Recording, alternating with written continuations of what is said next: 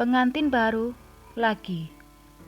Ada yang berbeda ketika aku membuka mata untuk yang pertama kalinya di pagi hari. Mendapat tatapan penuh cinta dari seseorang yang mengisi hatimu ditambah sebuah senyuman yang memabukkan, sungguh seperti mimpi. Lengan kokoh yang melingkar di atas perut seraya usapan lembut membuat pola melingkar bagai pijatan yang sempurna. Aku membalas senyum Mas Gala dengan senyum terbaikku juga. Tangan kami saling bersentuhan, saling menggenggam di atas dada Asya. Aku mencintaimu.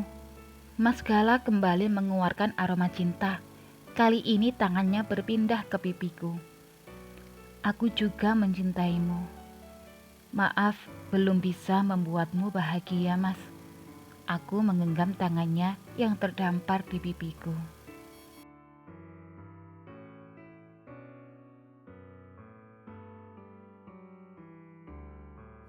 Kebahagiaan itu akan kita cari bersama, Riz. Berdua. Aku kembali tersenyum. Lelaki ini sungguh telah mengubah arah pandangku terhadap kehidupan ini. Aku yang sempat frustrasi perihal percintaan, kini berubah bersemangat. Ada banyak cinta yang ditawarkan oleh Tuhan, tinggal bagaimana kita merasakannya.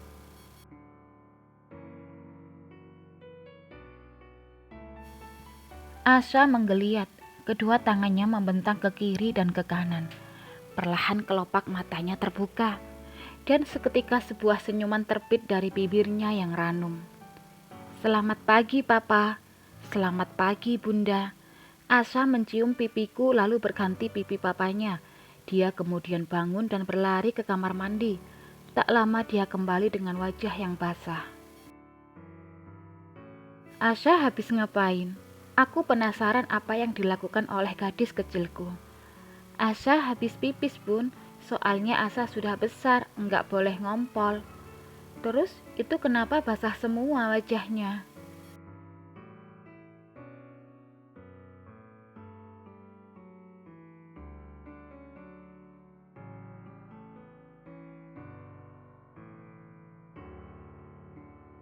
Abis cuci muka. Ayo Bun, kita bikin sarapan bersama buat Papa. Asya melenggang keluar kamar, kakinya yang mungil berlarian mengentak lantai. Hatiku menghangat. Bocah kecil itu tumbuh dengan kemandirian yang sempurna. Aku menatap wajah suamiku sekali lagi. Entah bagaimana dia bisa membuat anak-anaknya tumbuh dengan baik tanpa sentuhan seorang ibu. Tidak bisakah kita di sini lebih lama? Aku ingin bersamamu. Sepertinya tidak. Ada anak kita yang menunggu bundanya di dapur untuk segera memasak. Dan sebagai bunda yang baik, aku ingin membuat sarapan yang spesial.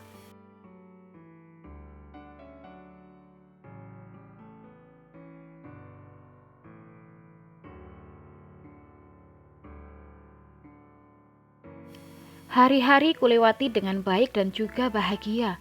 Kekakuan antara aku dan Baya sedikit mencair meski tak seleleh es batu yang tersiram air panas. Bocah lelaki itu sudah mau menjawab pertanyaanku meski sedikit, dan aku cukup beruntung dia tak membuat keusilan seperti anak-anak lainnya.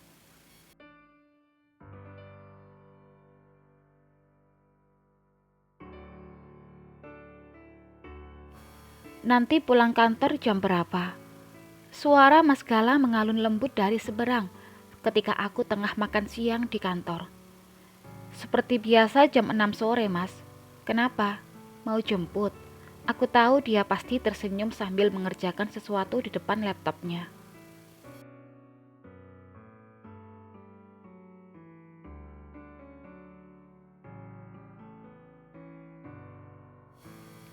Nanti setelah pulang kerja kita langsung ke bandara. Ke bandara? Ngapain, Mas? Alih-alih menjawab, Mas Gala justru menutup teleponnya. Aku menarik napas perlahan, semoga bukan hal yang buruk yang akan kuhadapi nanti.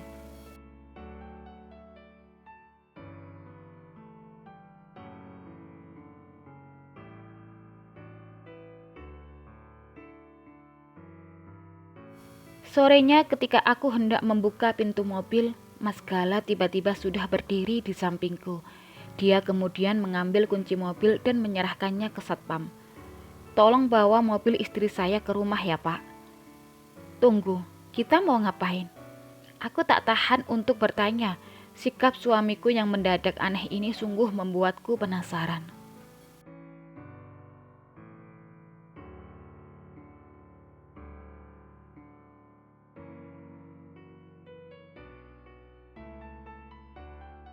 Dan sialnya, lelaki yang mengaku paling tampan itu hanya membisu dan memilih menyeretku memasuki mobilnya.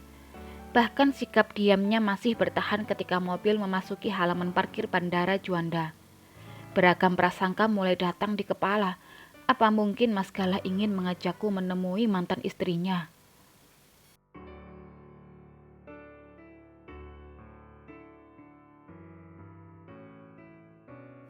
Bertemu dengan seseorang dari masa lalu belumlah ada dalam daftar rencanaku. Tanganku mulai berkeringat. Saat Mas Gala turun dan menuju bagasi, dia mengeluarkan 2 buah koper lalu menghampiriku yang masih membeku di bangku penumpang.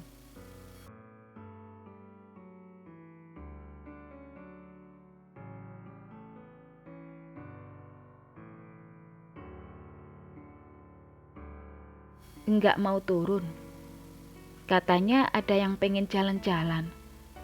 Mas Gala meraih tanganku dan meninggalkan sesuatu di sana. Lamat-lamat, ku tatap 2 lembar kertas yang terpampang cantik di tangan. Dan demi Tuhan, seketika aku menitikkan air mata. Kita akan bulan madu ke Jogja.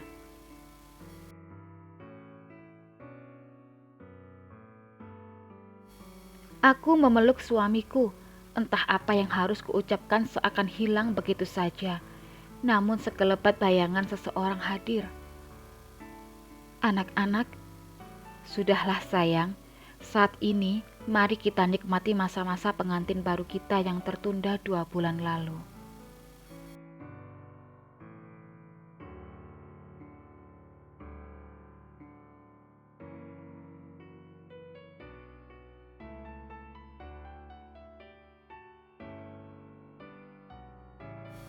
Semilir angin membasuh wajah.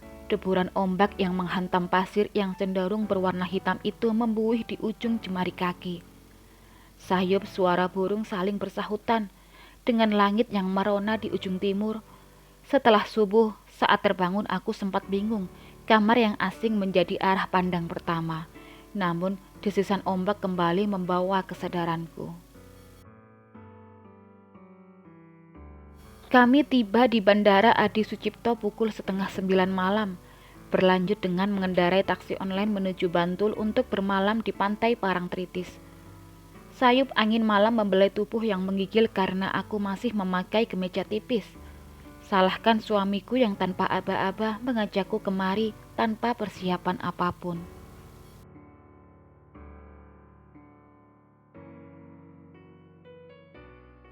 Kami segera menuju penginapan yang ternyata sudah dipesan oleh Mas Gala yang berada tepat menghadap pantai.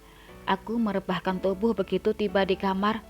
Jelas aku sedikit bingung dan masih merasa seperti melayang, seakan tubuhku menolak untuk berada di sini. Mas Gala menghampiriku setelah dia membersihkan diri, mengeluarkan sebuah baju ganti untukku. "Masih bingung?" tanyanya seraya mengusap keningku bagai anak kecil. Aku mengangguk, lalu segera mengambil baju dari tangannya dan menuju kamar mandi. Setelah membersihkan diri, tubuh terasa lebih segar. Mas Gala sudah duduk manis di depan meja yang sudah tersaji beragam menu olahan ikan.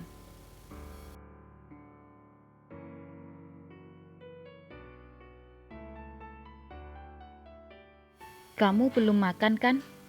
Kita makan malam dulu, lalu aku menaikkan sebelah alisku ketika sebuah senyuman terkulum dari bibirnya. Oh Tuhan, selamatkan aku malam ini dari rayuan suamiku sendiri.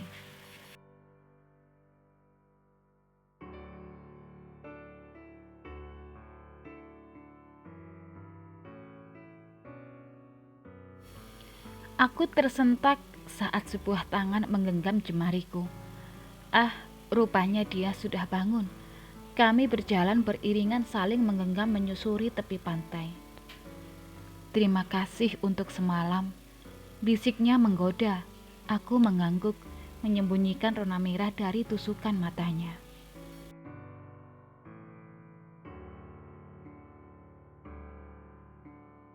"Habis ini kita kemana?" Aku mengalihkan pembicaraan, tak ingin berlarut-larut dalam kenangan cinta yang semalam telah membuatku tenggelam. "Nanti siang kita bisa ke Borobudur, lalu ke alun-alun selatan. Itu pun kalau kamu tidak capek."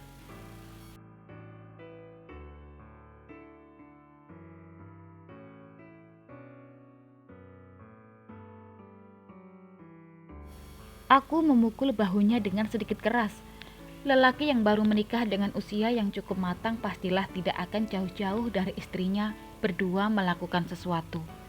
Setelah puas berkeliling pantai lalu sarapan, kami segera kembali ke kamar. Aku memilih untuk memejamkan mata sejenak. Rasa kantuk kembali datang menagih, sebab semalam aku hanya terlelap sesaat menjelang subuh. Malam berikutnya kami berpindah menginap di dekat Jalan Malioboro. Berpuas diri menikmati aneka makanan khas Yogyakarta beserta membeli berbagai oleh-oleh untuk anak-anak dan teman-teman kantor. Aku sempat menanyakan perihal anak-anak kepada Mas Galas yang tadi tak banyak yang dia jelaskan.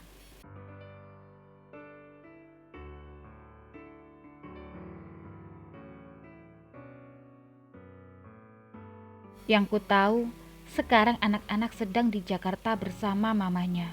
Aku mendesah, sedikit kecewa karena Mas Gala tak melibatkanku dalam hal ini. Aku tahu kapasitasku yang hanya sebatas ibu sambungan tidak boleh terlalu ikut campur.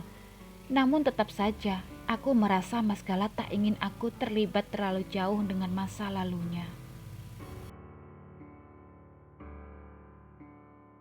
Sambung, bagaimanakah kisah mereka selanjutnya? Tunggu di episode berikutnya ya. Terima kasih.